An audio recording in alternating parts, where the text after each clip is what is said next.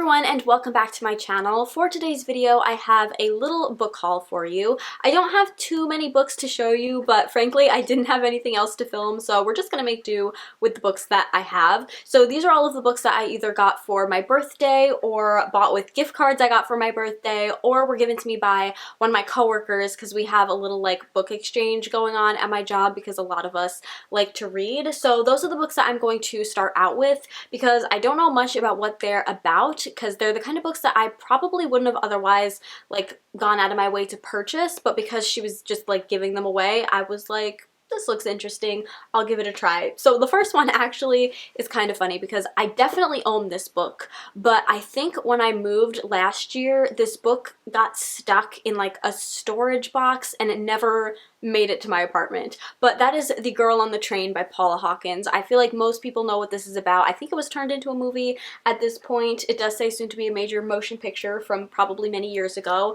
But this was really popular. A lot of people read it many years ago and I never got around to it, but I did buy it. But now, like I said, I don't know where it is. So now I have it again, and this time hopefully I will actually get around to reading it. I did end up really enjoying Gone Girl when I read it like years after everybody else did, so I'm hoping that this one is going to be similar because I heard them like compared a lot when this book first came out.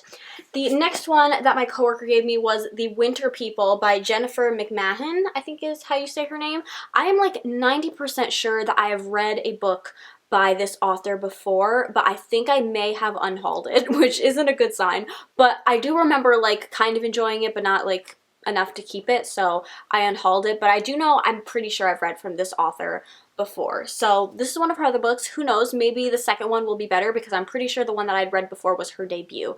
And like I said again, I don't know what these books are about. Pretty much all of them are thrillers, so it's kind of fine because that's how I like to go into my thrillers anyway, is like completely blind. Next one we have is Gristmill Road by Christopher J. Yates.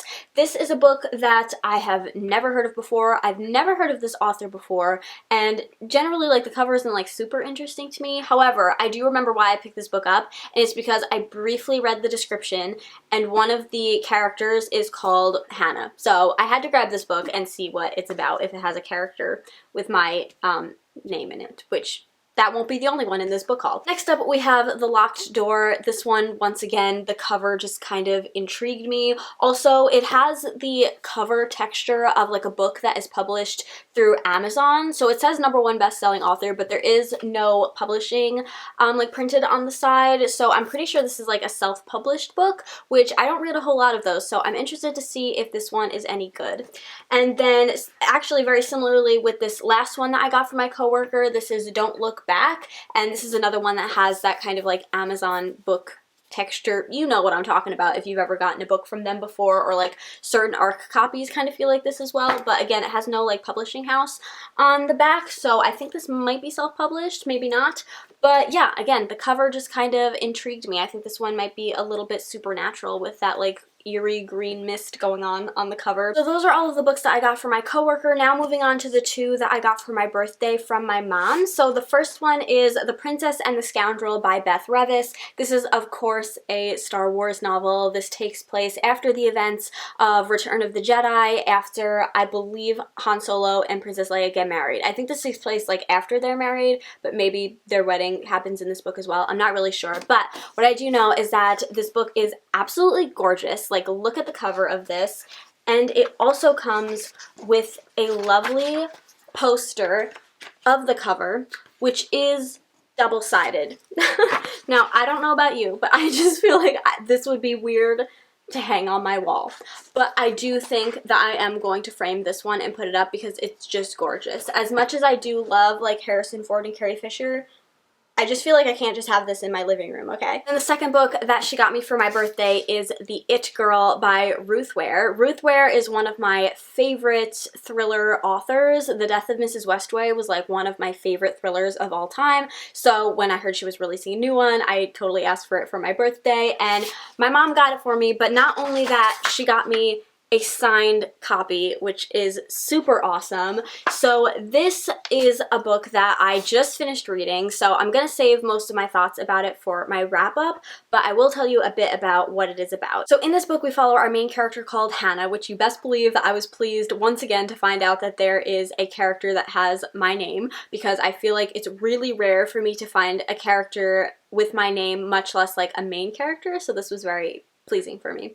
But in this book, we're following our main character called Hannah, and it takes place over like 2 timelines. The chapters kind of alternate. So in the one, we're following Hannah in the past when she goes off to college and she meets her roommate, who is this girl called April, who is like the it girl. So she, you know, comes from a very rich family. A lot of people kind of assume that that's how she got into this college, was because of her money, and you know, she's about the fashion and the glamour and the boys and that kind of stuff. And what we know from the chapters that take place later on is that April was murdered, and we don't know exactly what happened because we have to read through those chapters to find out what happens, but we know that a man was convicted of her murder and is in jail. So in the other alternating chapters, we're following Hannah many years into the future. She's married, she's expecting her first baby, and she gets the news that April's killer died in prison, and she's kind of relieved by this at first, but then speculation starts to come up that perhaps he wasn't actually April's killer, which means that her killer is still out there. That is the mystery that we are trying to solve in this book. Like I said, I'm going to save all of my thoughts for my wrap-up, but I will say I did enjoy this book, and I was very pleased that there was a main character that had my name, and not only that, but it was spelled correctly. Next up, I have one book that I bought using a Barnes & Noble gift card that I got for my birthday, and that is the Divine Comedy. So this is one of the Barnes & Noble leather-bound classics. Now, I am gonna just be completely honest. Some people watching this video will probably immediately know what this is. However, if you are like me, you may not have heard of this before until like a month ago. In which case you may have heard of Dante's Inferno, which I had heard of before, but if you are like me, you may have also thought that that was just like a complete work like that alone.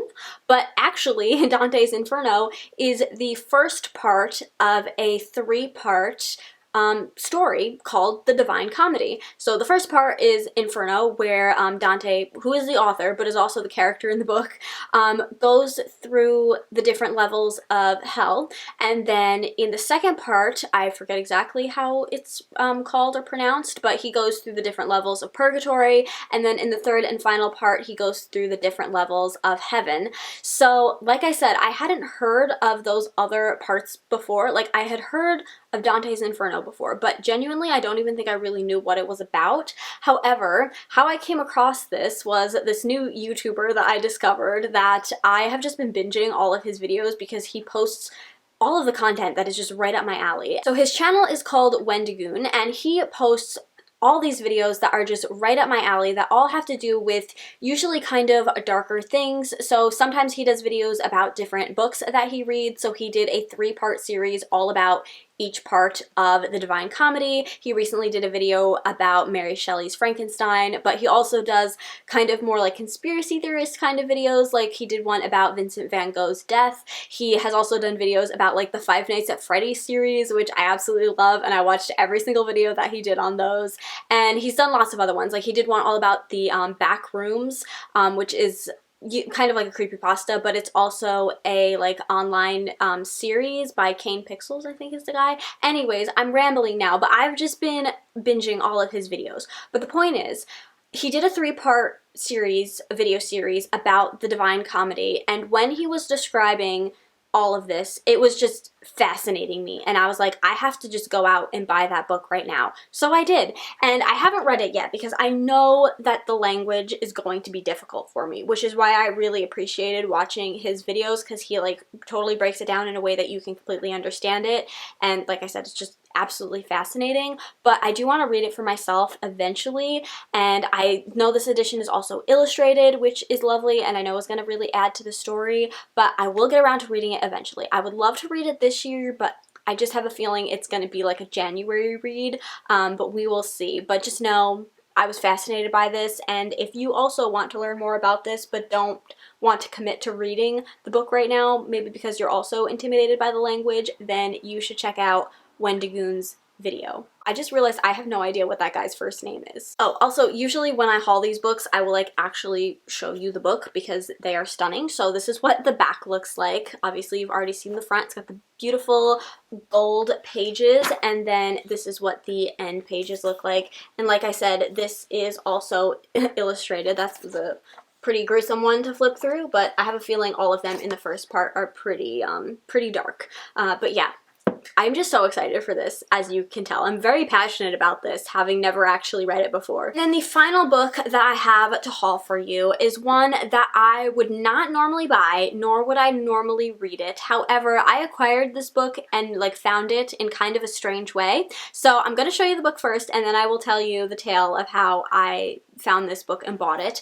But it is The Velveteen Rabbit. So this is like a classic children's book. I have read this before. If you haven't read it, I would recommend reading it, but I will warn you, it is one of those like tug at your heartstrings kind of children's stories. It has sort of like Toy Story elements to it, so read at your own risk. It might ruin your night. But okay, so as you can probably tell by this book, it's beautiful. It's like a cloth cover kind of book, and I don't know what this missing square is in the back, but this is what the front looks like. And again, as you can tell, it looks like there's just something missing here. Like there's no cover, but it looks like there should be a picture here, but there isn't. So I found this at Joann's fabric store when I was there buying yarn, and then my mother was shopping for other things and I was done shopping, so I was just walking through the aisles looking at their Halloween stuff, and I happened to wander into like the kids section, and they had a little section of books, and this was the only book there that looked like this. Like all of the other books there had those kind of, you know, shiny like plasticky sort of covers, but this one was like a beautiful cloth cover, but it had no picture, and it also has no these are the lovely end pages. It had no barcode on it either. So I was like, I have no idea how much this book is, or if it's even from this store, frankly. It's also illustrated on the inside, which is lovely. So I went up to a lady whose name just so happened to be Joanne, which I thought was funny, and I was like, do you know how much this book is? Because there was also a sale sign on the children's books that said like 20% off or something like that, but I didn't know how much this book was originally. So she took out her little, you know, Joanne's device thingy, and she looked for it on their website, and it was not on their website, so she could not find a price for it. So she ended up just like making up a price for it, but genuinely I feel like this book just ended up at Joann's, but I don't think they sold it there. Like I really think either somebody put it there or it supernaturally showed up there with absolutely no cover or descriptions or anything whatsoever. But as soon as I saw it, I was just like, if I'm gonna own an edition of this story, I would hope it would look like this, because it's beautiful and yet eerie in all the best ways. So yeah, let me know if that story was just as weird to you listening to it as it was for me when I was actually living it out. But yeah, those are all of the books that I have to show you that I have acquired over the last couple months or so. I hope you all enjoyed this video. If you did, please give it a thumbs up, subscribe if you haven't already, and I will see you in my next one. Bye!